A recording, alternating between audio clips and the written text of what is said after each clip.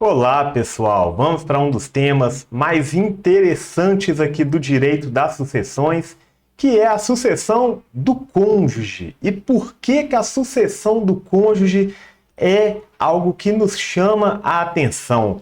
Porque o cônjuge, ele pode concorrer de três formas na sucessão, né? Então ele pode receber junto com os descendentes.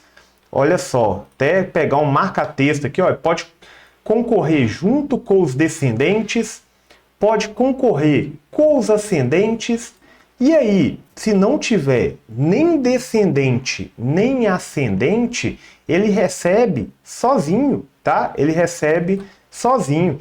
E isso é uma proteção da nova legislação, porque antigamente o cônjuge ele só receberia se não tivesse descendente nem ascendente.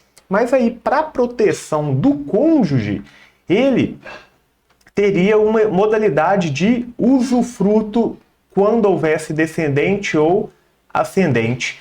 Então, antigamente ele tinha um usufruto lá para proteção dele, mas hoje não. Hoje ele concorre com os descendentes, concorre com os ascendentes e pode receber também sozinho, caso não haja nem descendente nem ascendente. Olha o 1829 aqui para a gente relembrar. A sucessão legítima, que é aquela que decorre da lei, por força de lei, defere-se na seguinte ordem. 1. Aos descendentes em concorrência com o cônjuge sobrevivente. Porque se o cônjuge já for pré-morto, aí não faz sentido. Aí no inciso segundo, aos ascendentes em concorrência com o cônjuge. E terceiro, ao cônjuge sobrevivente sozinho.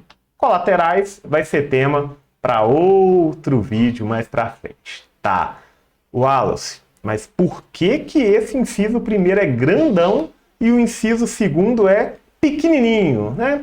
Porque, pessoal, na concorrência com os descendentes vai importar o regime de bens. Vão ter alguns regimes de bens que não vai ter a concorrência, tá? Então vamos começar a analisar as três hipóteses aí da sucessão do cônjuge. Antes eu quero fazer algumas observações. A primeira observação é um questionamento. Casamento inválido dá direito à herança? Né? Casamento inválido dá direito à herança? Como regra, não, tá, gente? Como regra, não. Como regra, o casamento inválido não produz efeitos. Mas nós temos uma exceção, que é o caso do casamento putativo. Caso do casamento putativo. Olha só, embora anulável ou mesmo nulo, se contraído de boa fé por ambos os cônjuges, o casamento em relação a este como aos filhos produz todos os efeitos até o dia da sentença anulatória. Parágrafo 1º. Se um dos cônjuges estava de boa fé ao celebrar o casamento, os seus efeitos civis só a ele e aos filhos aproveitarão. Parágrafo 2º. Se ambos os cônjuges estavam de má fé ao celebrar o casamento, os seus efeitos civis só aos filhos aproveitarão. Então vamos dar um exemplo aqui, né? José, casado, mas José resolve ter uma nova família em outra cidade. José é caminhoneiro. Hoje em dia, com a internet, é mais fácil descobrir os pulos, né? Mas, enfim, José casado, em Belo Horizonte, caminhoneiro, resolve ter outra família no Rio de Janeiro. E lá ele casa de novo. Por alguma razão, ele consegue casar de novo. O cônjuge do Rio não sabe da existência do primeiro casamento. Esse cônjuge do Rio estará de boa fé. E, obviamente, a ele se aplicarão os efeitos do casamento. É essa a hipótese que o casamento inválido dará direito à herança. Top. E a observação 2 é o artigo 1830, que eu quero que vocês tenham cuidado, porque o artigo 1830 está vigente lá, né? Está vigente lá. Olha só. Somente é reconhecido o direito sucessório ao cônjuge sobrevivente se ao tempo da morte do outro não estavam separados judicialmente, nem separados de fato há mais de 2 anos. Nem separados de fato há mais de 2 anos. Salvo prova, neste caso, de que essa convivência se tornara impossível sem culpa do sobrevivente. Gente, isso são dois assuntos que o STJ já tem desconsiderado, tá? O STJ tem entendido que a separação de fato não precisa desse prazo de 2 anos, separou de fato, já não vai ter mais direito à herança, né, no nosso caso aqui, e a gente não analisa culpa, porque essa análise de culpa é muito subjetiva. Quer um exemplo? Eu já conheci pessoas que falaram, se não sei quem traiu, é porque o outro deu razão. De quem que é a culpa nesse caso?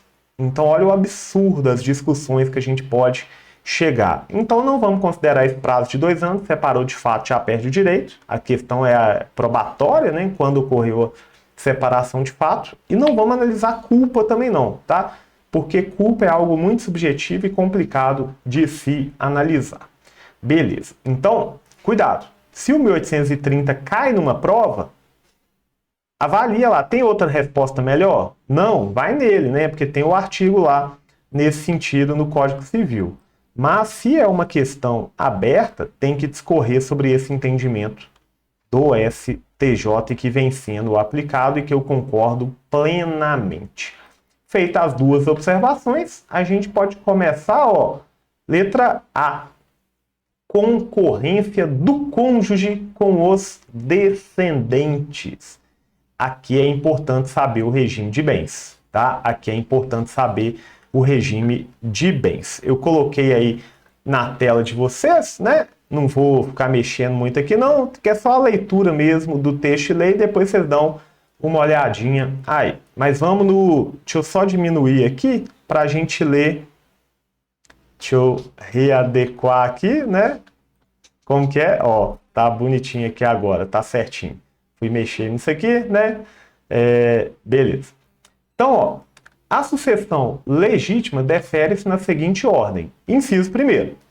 Aos descendentes em concorrência com o cônjuge sobrevivente, salvo se casado este com o falecido no regime de comunhão universal ou no da separação obrigatória de bens, ou se no regime da comunhão parcial o autor da herança não houver deixado bens particulares. Então, olha só, gente. Comunhão universal vai concorrer? Não, porque ele já vai ter direito a metade de tudo. Então, metade é dele, a outra metade que vai passar. Separação obrigatória, a lei entendeu que não vai concorrer. E comunhão parcial, se não tiver bens particulares, é exatamente igual a comunhão universal. Então, se aplica o mesmo raciocínio. E esse enunciado 270 do CJF aqui vai explicar, do Conselho de Justiça Federal, vai explicar que, no caso da comunhão parcial, só concorre nos bens particulares, tá? Porque nos bens comuns vai ter direito à meação lá do direito de família. Olha só, então, essa tabelinha sensacional que eu fiz para vocês. Cônjuge. Então, lá no artigo tá, não concorre com os descendentes. Comunhão universal, comunhão parcial sem bens particulares e separação obrigatória. Concorre com os descendentes. A gente tem que pegar os outros, então, né? Comunhão parcial com bens particulares, no que tange aos bens particulares. A participação final nos aquestos, né? Que no Brasil basicamente só serve para cair em prova. A separação convencional, que a gente pode fazer uma crítica aqui, né? Porque, poxa, na separação acordada vai concorrer e na separação que decorre da lei não vai concorrer. Mas, enfim. E outros livremente adotados no pacto antinupcial. Atenção, então, ao regime de bens. Mas, para deixar vocês alegres, né? Para deixar vocês alegres, eu queria falar que esse regime de bens só importa aqui nos descendentes. Depois, no ascendente ou no cônjuge sozinho, não vai ter importância o regime de bens. Vamos fazer o cálculo aqui então, 1832. Em concorrência com os descendentes, caberá ao cônjuge quinhão igual ao dos que sucederem por cabeça. Vamos só até essa primeira parte aqui, tá? Então, olha só. Tem um descendente e um cônjuge, metade para cada um. Tem um cônjuge e 2 descendentes, 1, 2, 3, 1/3 para cada um. Não, tem 3 descendentes e um cônjuge, 1/4 para cada um. Tranquilo, sem problemas aí nesse aspecto. Beleza. O que vai dar uma dificultada é a próxima parte. Olha só. Não podendo a sua cota ser inferior à 4ª parte da herança, se for ascendente dos herdeiros com que concorrer. Então, se tivesse mais um filho aqui, 1/4 seria do cônjuge e o restante é dividir por igual entre os 4 descendentes. Eu fiz esse desenho para vocês. Olha só. Então, deixou um cônjuge e 4 descendentes. Um cônjuge e 4 descendentes. Se a gente fosse fazer aquela primeira regra, seria 1/5, 1/5, 1/5, 1/5, 1/5. Só que o código, vou voltar aqui, ó, não podendo a sua cota ser inferior à 4ª parte da herança se for ascendente dos herdeiros com que concorrer. Então, 1/4 está garantido. Aí sobrou o quê? 3/4. Então aqui vai ser 3/4 por 4. 3/4 por 4. 3/4 por 4. Vamos supor, gente, que tivesse mais um. Se tivesse mais um, aqui continuaria 1/4. O cônjuge continuaria com 1/4. E o restante 3/4 ia ter que dividir para 5, né? Se tivesse mais um aí no caso. Vamos ver aqui então, ó, o próximo exemplo aqui. Vamos colocar no meio, né? Agora, os filhos não são comuns, tá? Os filhos não são comuns. Se os filhos não são comuns, são, por exemplo, do primeiro casamento, aí não tem a proteção do 1/4, tá? Não tem a proteção do 1/4. Então, como são 5, né? 4 descendentes mais o cônjuge, 1/5 para cada um. Ótimo. Mas eu sei que você está pensando nessa pergunta.